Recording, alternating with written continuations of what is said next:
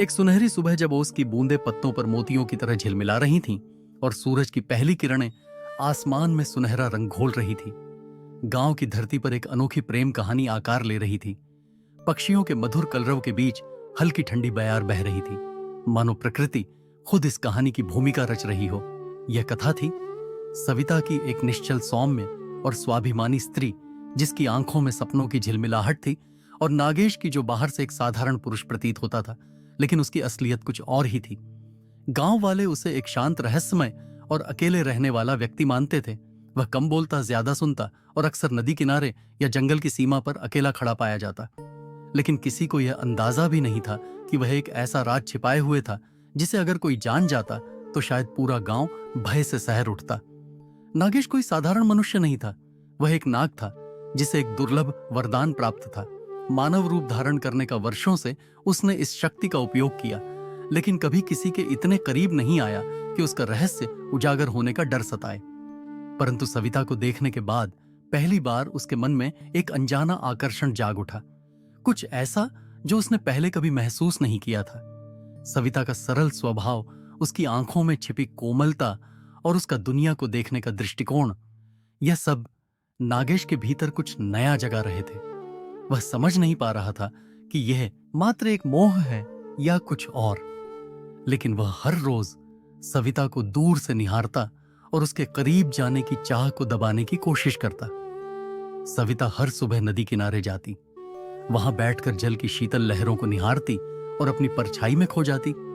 कभी वह अपनी हथेली में पानी भरकर उसकी बूंदों को टकटकी लगाए देखती, मानो जीवन के किसी गहरे रहस्य को समझने की कोशिश कर रही हो। कभी कभी उसकी आंखें क्षितिज की ओर चली जाती, जैसे किसी अनदेखी दुनिया को टटोल रही हो। उसकी आंखों में एक अनोखी चमक थी, मानो किसी अनदेखे स्वप्न की प्रतीक्षा कर रही हो। एक ऐसा सपना जिसे शायद उसने खुद भी पूरी तरह नहीं समझा था।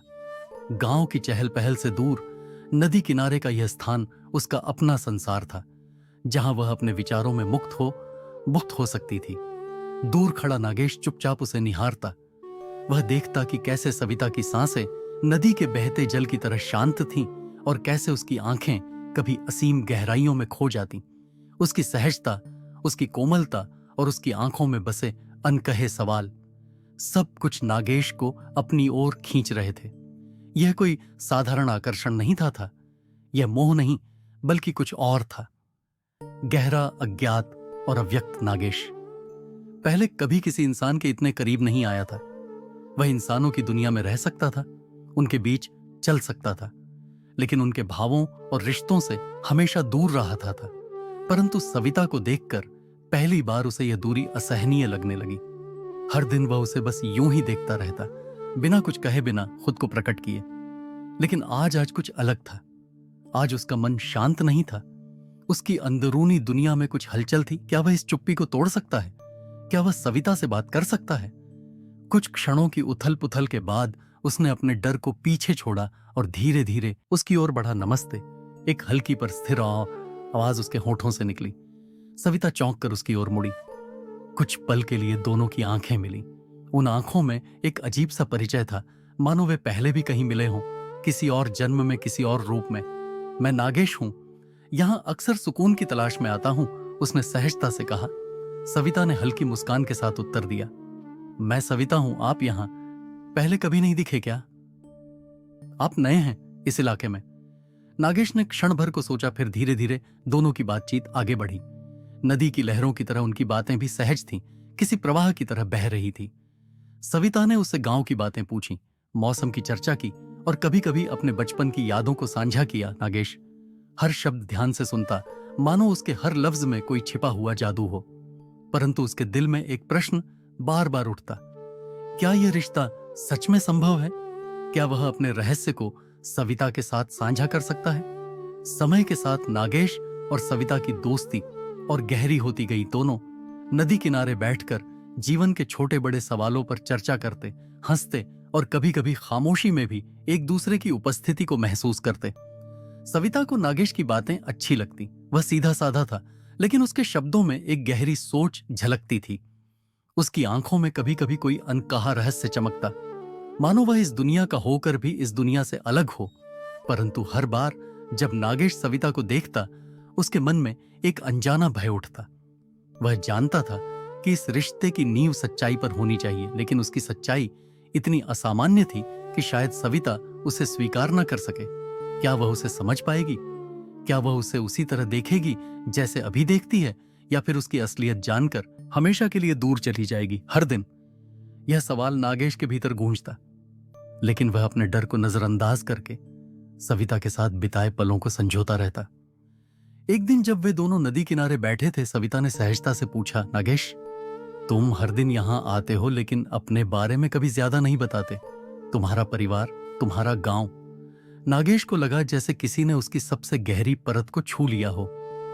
उसने कुछ क्षणों तक जवाब नहीं दिया। उसकी नजरें नदी की लहरों पर स्थिर हो गईं, मानो जवाब वहां छिपा हो। फिर उसने धीरे से कहा, कुछ बातें मैं खुद भी ठीक से नहीं समझता, लेकिन एक दिन मैं तुम्हें सब कुछ बता दूंगा। सविता ने कुछ और पूछना चाहा, लेकिन नागेश की आंखों में एक अजीब सी गहराई देखकर चुप रह गई। उसने महसूस किया कि नागेश कुछ छिपा रहा था, कुछ ऐसा जो वह अभी नहीं कहना चाहता। उस रात नागेश सो नहीं सका। वह जंगल के घने वृक्षों के बीच एक चट्टान पर बैठा था, आसमान की ओर देख रहा था। तारे झिलमिला रहे थे, लेकिन उसके भीतर एक अजीब सी हलचल थी। क्या मुझे सच बता देना चाहिए? उसने खुद से पूछा। अगर उसने सविता को अपनी असलियत बता दी तो शायद वह डर जाएगी, शायद वह फिर कभी उससे बात नहीं करेगी। लेकिन अगर उसने ये राज छिपाए रखा तो क्या यह सही होगा? क्या सविता के साथ यह छल नहीं होगा? उसकी दुनिया में रिश्ते और प्रेम जैसी चीजों का कोई स्थान नहीं था। नागों को न तो इंसानों के बीच रहने की अनुमति थी, न ही उनसे प्रेम करने की।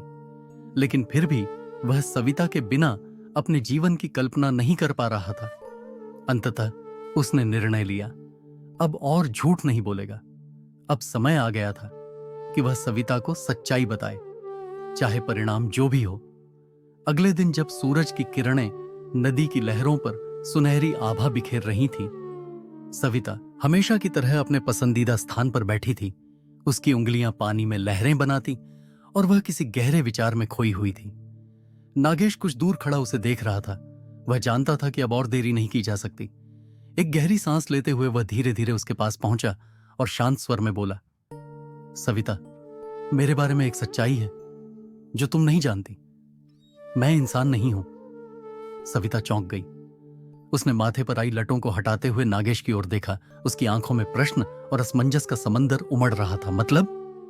नागेश की आंखों में एक संजीदगी थी, एक गहराई जिसे अब और छिपाया नहीं जा सकता था। मैं एक नाग हूं जो इंसान का रूप धारण कर सकता है। यह सुनते ही सविता अविश्वास से पीछे हट गई। उसके कदम लड़खड़ा गए। यह कैसा मजाक है?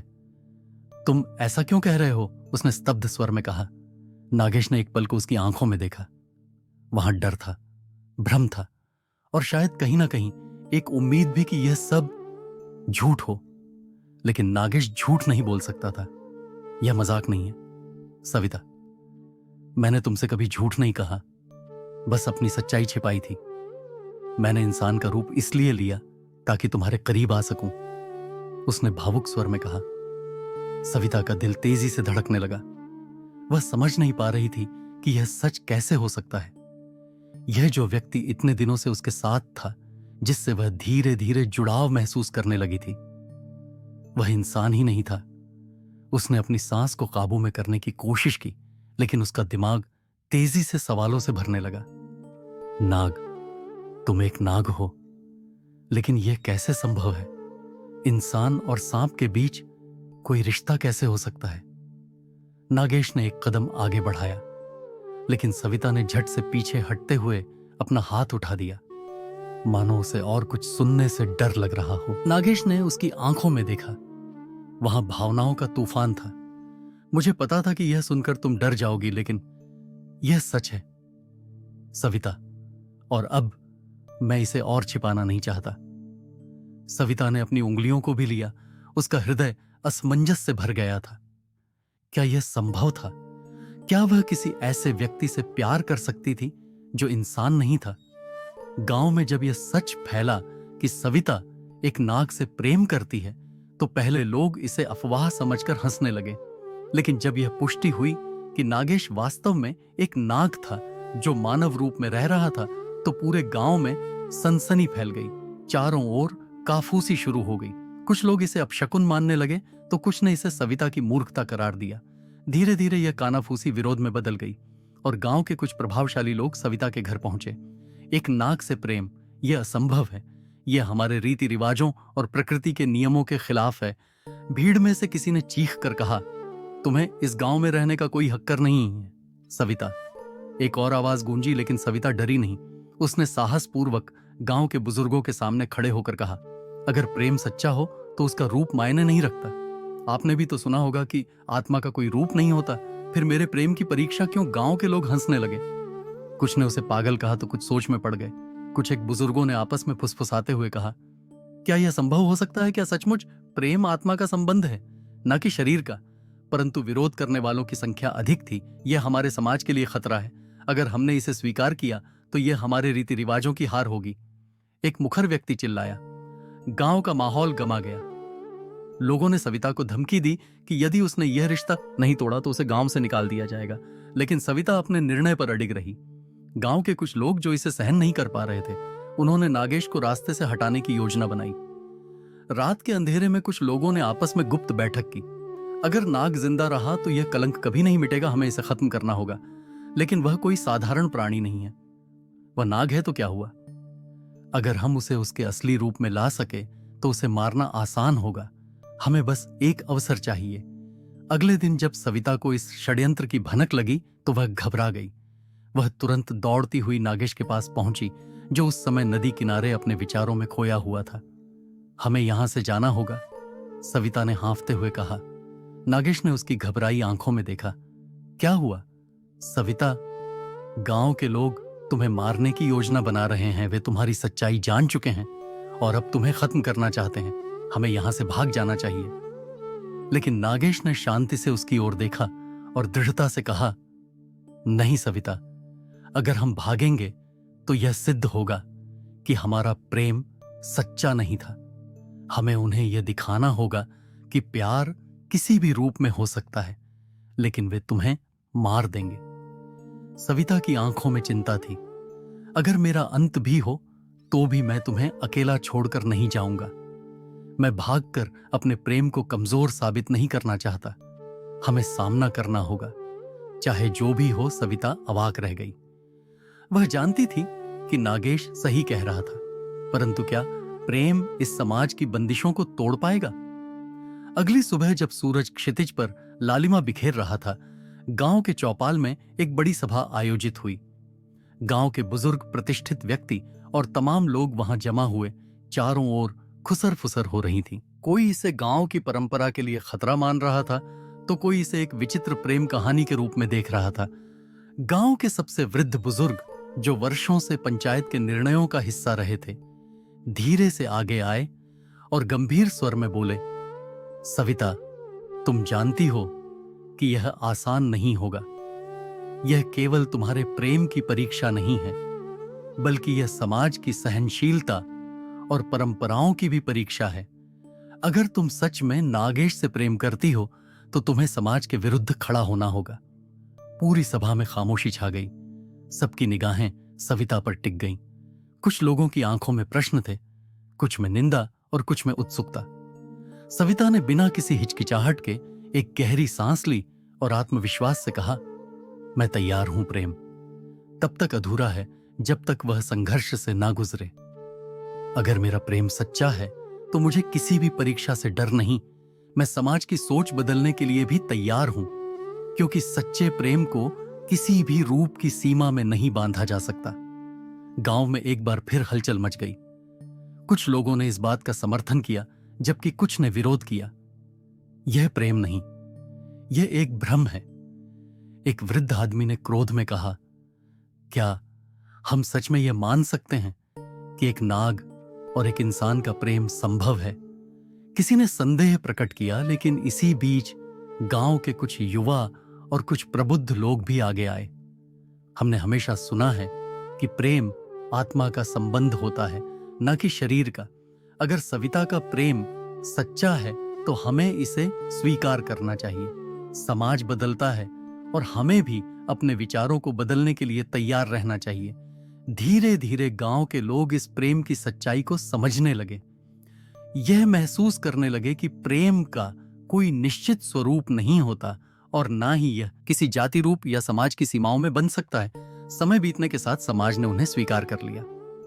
गांव की इस प्रेम कहानी ने धीरे धीरे एक मिसाल का रूप ले लिया। लोग अब इसे केवल एक नाग और एक इंसान के प्रेम के रूप में नहीं देख रहे थे, बल्कि इसे सच्चे प्रेम की शक्ति के रूप में देखने लगे थे। एक ऐसा प्रेम जो न केवल विरोधों के बीच पनपा, बल्कि उसने रूढ़ियों को भी चुनौती दी। और इस तरह यह प्रेम कथा केवल गांव तक सीमित नहीं रही, यह एक संदेश बन गई। एक ऐसा प्रेम जो शरीर से नहीं, आत्मा से जुड़ा था। दोस्तों, यह कहानी हमें सिखाती है कि प्रेम किसी भी रूप में हो सकता है। यह सीमाओं को नहीं देखता, यह बस बहता है जैसे नदी की धारा। अगर आपको यह कहानी पसंद आई तो इसे लाइक और शेयर करें और अपने विचार हमें कमेंट में बताएं।